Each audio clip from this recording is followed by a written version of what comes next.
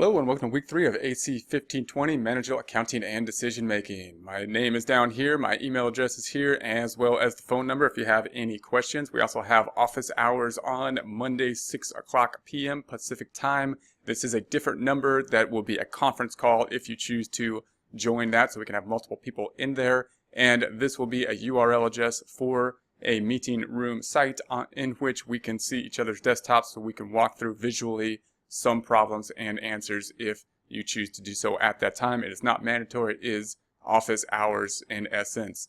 Going to take a look at the grade book over here on the left hand side. Remember that most of your work, of course, will be in Connect being up here. Then once a week on Tuesday, by the end of Tuesday, I will have your grades uploaded, both late work from week 1 as well as up through week 2 into Moodle Rooms. So you want to check Moodle Rooms at least once a week and make sure that all the work that you know that you have completed and have been tracking through weeks 1 and 2 have correctly been uploaded into Moodle Rooms. And if you missed anything, or if I missed anything, let me know. If you missed anything, then go back in and pick up anything that you can. Remember that much of the work can be picked up. For late work, you don't really want to do that because you'll get backed up in the following week, and it could be marked down as well. But if something is a 0 within here, then you want to go in and make sure to pick that up, get as much points as you can. I will then grade it again the following week. So the late work and the current week will then be picked up the week after it has been submitted. Remember that the quizzes are the one thing that we cannot generally pick up late work on, and therefore if you have a problem with the quiz and an issue, then you need to contact me beforehand, or you need to contact me by email, and then I can take it on a case-by-case basis as to whether an extension can be granted in those situations. Therefore, make sure to take the quizzes by Sunday if at all possible. You do not want a 0 on the quiz. You want to make some points on the quiz, even if you're not fully prepared. And then if you run into a time constraint, you can pick up the assignments and homework and pick up some credit late. You'd rather not do that, but just if you run into a time constraint, remember that's how you want to be thinking of it. I'm going to go back to the cookie trail up top and scroll down to the current week that we are in, which is week 3. So if we take a look at week 3, we have the objectives, we have the topics, and we're going to be learning the chapters 22 and chapter 23. These are going to be some videos you can take a look at to get introduced to that chapter. We'll go over the PowerPoint presentations. Remember that the discussion forum is worth 21% of the grade.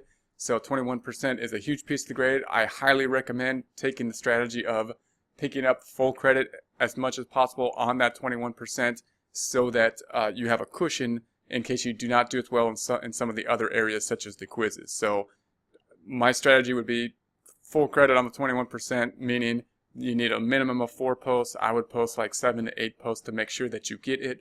Each post can accumulate points up to full credit. They can't lose points on a post, but it is possible to not have a fully substantial post, in which case you will not be able to achieve full credit within the minimum of 4 posts, and therefore you want to post more in order to make sure that you pick up that 21%. There should be a ton of material in order to post to, in order to pick up those points. You can post to my questions. It doesn't matter if I post a question to you or someone else. You can answer any questions that I post on there, any questions that someone else has posted. You just want to add substance to the conversation as we go in order to pick up those points. The assignment will be up here in Connect, so Connect up here, and if we are in week 3, then you're going to take a look at this assignment. Just remember that the paperclip down here will give you a lot of information. You don't have to turn in the information in this paperclip, which will be an Excel sheet, but it'll give you a lot of the formatting of these longer problems. So I know these are longer problems. Don't not do the longer problems. Make sure to do the longer problems and make sure to use the paperclip for formatting in them. Also, there's a check work feature in the longer problems, most of them, which will be at the very bottom, which will tell you what you got right or wrong before you submit it. And I highly recommend using that check work feature so that you can see what is going on before you submit the large assignment. You can work the large assignments again as well, but if you work them again after submitting, then the numbers will change. So make sure to use that check work at the bottom, and the numbers will not change, and you can figure out what you got right or wrong. I'm going to go back to Moodle Rooms up top.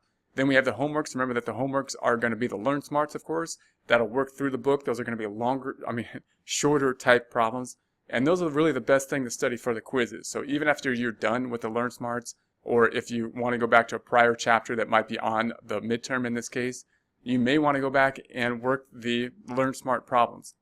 The way I see it is that smaller problems, like multiple choice problems and the Learn Smart problems, often have less information involved in them, and therefore they can be a little tricky in terms of the wording of them. They test knowledge well, but they're going to be a little bit tricky in the wording because they often limit information in a way that maybe wouldn't be limited in most cases in real life. Whereas the longer problems, like the assignments, are more adapted to kind of a real life situation. Oftentimes when we have too much information, we have the entire trial balance and everything involved, and we have to limit the information in order to get what we want from it.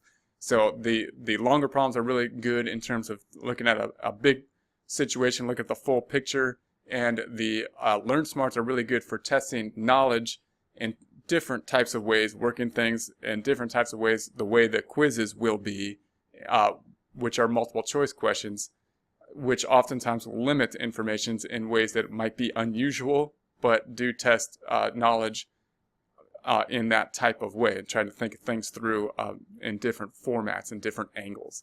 So keep that in mind. If you work the Learn Smarts again, you don't lose your grade or anything like that, so that's a good study tool for you to use.